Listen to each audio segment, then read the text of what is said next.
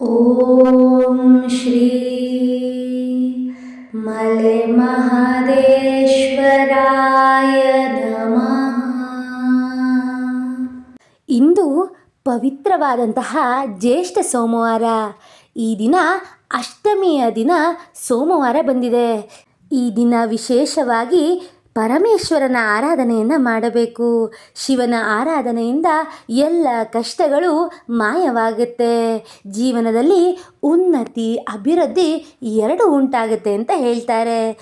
ಈ ಪವಿತ್ರ ದಿನದಂದು ಮಲೆ ಮಹದೇಶ್ವರ ಸ್ವಾಮಿಯ ಕಥೆಯನ್ನು ಕೇಳುವುದರ ಮೂಲಕ ಅವನ ಕೃಪೆಗೆ ನಾವು ಕೂಡ ಪಾತ್ರರಾಗೋಣ. ಮಹದೇಶ್ವರ ಸ್ವಾಮಿಯ ಮೂಲ ಮಂತ್ರದ ಜಪವನ್ನು ಕೂಡ ಮಾಡೋಣ. ಶಿವನ ಆರಾಧನೆಯಿಂದ ಆಯುಷ್ಯ, ಆರೋಗ್ಯ, ಐಶ್ವರ್ಯ ಸಕಲವೂ ಪ್ರಾಪ್ತಿಯಾಗುತ್ತೆ. ಎಲ್ಲದರಲ್ಲೂ ಸೌಭಾಗ್ಯವು ಉನ್ನತಿಯತ್ತ ಹೊರಡುತ್ತೆ. ಹಾಗಾಗಿ ಈಗ ತಡ ಮಾಡದೆ ಕಥೆಯನ್ನು ಶುರು ಮಾಡೋಣ. ಶಿವನ ಅವತಾರದ, ಶಿವನ ಸ್ವರೂಪದ ಕಥೆಯನ್ನು ಭಕ್ತಿಯಿಂದ ಶ್ರದ್ಧೆಯಿಂದ ನೀವು ಕೂಡ ಕೇಳಿಸಿಕೊಳ್ಳಿ. ಮಲೆ ಮಹದೇಶ್ವರ ಸ್ವಾಮಿಗಳು ಕೇವಲ ಪುರಾಣ ಪುರುಷರಲ್ಲ, ಅವರು ಪರಮಶಿವನ ಪರಮಾವತಾರ. ಅವರು ಲೋಕ ಕಲ್ಯಾಣಕ್ಕಾಗಿ ಭೂಮಿಗೆ ಬಂದರು ಅಂತ ಹೇಳಲಾಗುತ್ತೆ. ಯೌವನದಲ್ಲೇ ವೈರಾಗ್ಯವನ್ನು ಸ್ವೀಕರಿಸಿ ಗುರುಗಳಿಂದ ಯೋಗ ಮತ್ತು ತಪಸ್ಸಿನ ವಿದ್ಯೆಯನ್ನು ಕಲಿತಾರೆ. ನಂತರ ಅವರು ದಕ್ಷಿಣ ಕರ್ನಾಟಕದ ದಟ್ಟ ಅರಣ್ಯಗಳ ಕೂಡಿದಂತಹ ಬೆಟ್ಟದಕ್ಕೆ ಬಂದು ಅಲ್ಲಿ ಬುಡಕಟ್ಟು ಜನಾಂಗಗಳೊಂದಿಗೆ ವಾಸಿಸ್ತಾರೆ. ಇನ್ನೊಂದು ಕಡೆಯಲ್ಲಿ ಶ್ರವಣಾಸುರ ಎಂಬಂತಹ ಒಬ್ಬ ಬಲಶಾಲಿ ವ್ಯಕ್ತಿ ಅಥವಾ ರಾಕ್ಷಸ ಇರ್ತಾನೆ. ದುಷ್ಟಶಕ್ತಿಯ ಅಪರಾವತಾರ ಅವನು ಆಗಿರ್ತಾನೆ. ಆ ಪ್ರದೇಶದ ಮೇಲೆ ಪ್ರಭಾವವನ್ನು ಹೊಂದಿರ್ತಾನೆ. ಜನರು ಅವನ ಮೇಲೆ ಅಪಾರವಾದಂತಹ ಭಯವನ್ನು ಹೊಂದಿ ಕಷ್ಟದಿಂದ ಬದುಕನ್ನು ಸಾಗಿಸ್ತಾ ಇರ್ತಾರೆ. ಅಲ್ಲಿ ಮಹದೇಶ್ವರ ಸ್ವಾಮಿಗಳ ಆಗಮನವಾಗುತ್ತೆ. ಅವರು ಬಂದು ಧರ್ಮ, ಸತ್ಯ ಮತ್ತು ಭಕ್ತಿಯ ಮಾರ್ಗವನ್ನು ಬೋಧಿಸೋಕೆ ಶುರು ಮಾಡ್ತಾರೆ. ಅವರ ಪ್ರಭಾವ ಹೆಚ್ಚಾಗ್ತಿದ್ದಂತೆ ಶ್ರವಣನ ಪ್ರಭಾವವು ಕುಗ್ತಾ ಹೋಗುತ್ತೆ. ಇದರಿಂದ ಕೋಪಗೊಂಡಂತಹ ಶ್ರವಣಾಸುರನು ಮಹದೇಶ್ವರರನ್ನು ಸವಾಲು ಹಾಕ್ತಾನೆ. ಮಹದೇಶ್ವರರು ತಮ್ಮ ಯೋಗ ಶಕ್ತಿಯಿಂದ ಶ್ರವಣನ ಅಹಂಕಾರವನ್ನು ಮುರಿತಾರಂತೆ. ಕೆಲವು ಆವೃತ್ತಿಗಳಲ್ಲಿ ಅವನನ್ನು ಸಂಹರಿಸ್ತಿದ್ದಾರೆ ಅಂತ ಕೂಡ ಹೇಳಲಾಗುತ್ತೆ. ಇನ್ನು ಕೆಲವು ಆವೃತ್ತಿಗಳಲ್ಲಿ ಆ ಶ್ರವಣಾಸುರನನ್ನು ಶಿಷ್ಯನಾಗಿ ಮಾಡಿಕೊಂಡ್ರು ಅಂತ ಕೂಡ ಹೇಳಲಾಗುತ್ತೆ. ಈ ರೀತಿಯಾಗಿ ಮಹದೇಶ್ವರರು ತಮ್ಮ ಅನುಗ್ರಹವನ್ನು ಭಕ್ತರ ಮೇಲೆ ಇಂದಿಗೂ ತೋರ್ತಾ ಇರ್ತಾರೆ. ಭಕ್ತರ ಕಷ್ಟಕ್ಕೆ ಅವರು ಮಿಡಿತಾ ಇರ್ತಾರೆ. ಮಹದೇಶ್ವರರು ಹುಲಿಯ ಮೇಲೆ ಸವಾರಿಯನ್ನು ಮಾಡ್ತಾರೆ. ನಾಗವನ್ನು ಚಾವಟಿಯಂತೆ ಧರಿಸಿರ್ತಾರೆ. ಇದು ಅವರ ನಿರ್ಭಯತೆ ಮತ್ತು ಪ್ರಕೃತಿಯ ಮೇಲಿನ ನಿಯಂತ್ರಣದ ಸಂಕೇತ ಅಂತ ಕೂಡ ಭಕ್ತರು ಅರ್ಥೈಸ್ತಾರಂತೆ. ಮಹದೇಶ್ವರರು ಬಡವರಿಗೆ ಸಹಾಯವನ್ನು ಮಾಡ್ತಾರೆ, ರೋಗಿಗಳನ್ನು ಕಾಪಾಡ್ತಾರೆ, ಭಕ್ತರ ಕಷ್ಟಗಳನ್ನು ನಿವಾರಿಸ್ತಾರೆ, ಅಹಂಕಾರಿಗಳಿಗೆ ಶಿಕ್ಷೆಯನ್ನು ಕೂಡ ನೀಡ್ತಾರಂತೆ.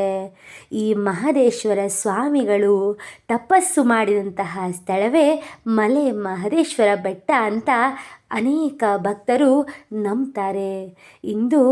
ಇದು ಕರ್ನಾಟಕದ ಪವಿತ್ರ ಶಿವಕ್ಷೇತ್ರಗಳಲ್ಲಿ ಒಂದಾಗಿರುತ್ತೆ. ಲಕ್ಷಾಂತರ ಭಕ್ತರು ವರ್ಷ ಪೂರ್ತಿ ಭೇಟಿ ಕೊಡ್ತಾ ಇರ್ತಾರೆ. ಈ ರೀತಿಯಾಗಿ ಧರ್ಮವನ್ನು ಸಲಹುತ್ತಾರೆ, ಅಧರ್ಮವನ್ನು ಜಯಿಸ್ತಾರೆ. ಭಕ್ತಿ ಮತ್ತು ವಿನಯಕ್ಕೆ ಮಹದೇಶ್ವರ ಅನುಗ್ರಹ ಖಂಡಿತ ದೊರೆಯುತ್ತೆ. ಅಹಂಕಾರವು ಯಾವಾಗಲೂ ಸೋಲನ್ನೇ ಕಾಣುತ್ತೆ. ಅದಕ್ಕೆ ಎಲ್ಲರ ಮೇಲೂ ಕರುಣೆಯನ್ನು ನಾವು ಹೊಂದಿರಬೇಕು ಅಂತ ಸ್ವಾಮಿಗಳು ತಿಳಿಸ್ತಾರೆ. ಈ ರೀತಿಯಾಗಿ ಮಲೆ ಮಹದೇಶ್ವರರ ಕಥೆಯನ್ನು ಕೇಳಿ ಆಯಿತು. ಅವರ ಅನುಗ್ರಹಕ್ಕೆ ಪಾತ್ರರಾಗೋಕ್ಕೆ ಅವರ ಮೂಲ ಮಂತ್ರದ ಪಾರಾಯಣವನ್ನು ಕೂಡ ಕೇಳಿಸಿಕೊಳ್ಳೋಣ. ಭಕ್ತರ ಮತ್ತು ಭಗವಂತನ ಸೇತುವೆಯೇ ಈ ಮಂತ್ರಗಳು. ಇದರಿಂದ ಭಗವಂತನೆಡೆಗೆ ನಮ್ಮ ಪಯಣ ಸಾಗುತ್ತದೆ. ಈಗ ತಡ ಮಾಡದೆ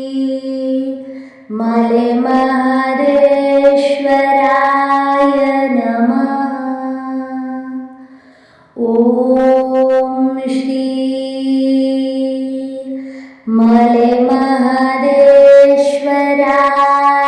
ನಮಃ. ಓಂ ಶ್ರೀ ಮಲೆ ಮಹದೇಶ್ವರಾಯ ನಮಃ. ಓಂ ಶ್ರೀ ಮಲೆ ಮಹದೇಶ್ವರಾಯ ನಮಃ. ಓಂ ಶ್ರೀ ಮಲೆ ಮಹದೇಶ್ವರಾಯ ನಮಃ. ಓಂ ಶ್ರೀ ಮಲೆ ಮಹದೇಶ್ವರಾಯ ನಮಃ. ಓಂ ಶ್ರೀ ಮಲೆ ಮಹದೇಶ್ವರಾಯ ನಮಃ. ಓಂ ಶ್ರೀ ಮಲೆ ಮಹದೇಶ್ವರಾಯ